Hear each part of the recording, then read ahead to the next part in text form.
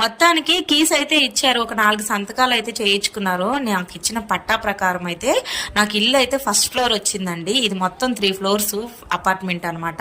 First floor లో అంటే balcony side వచ్చింది.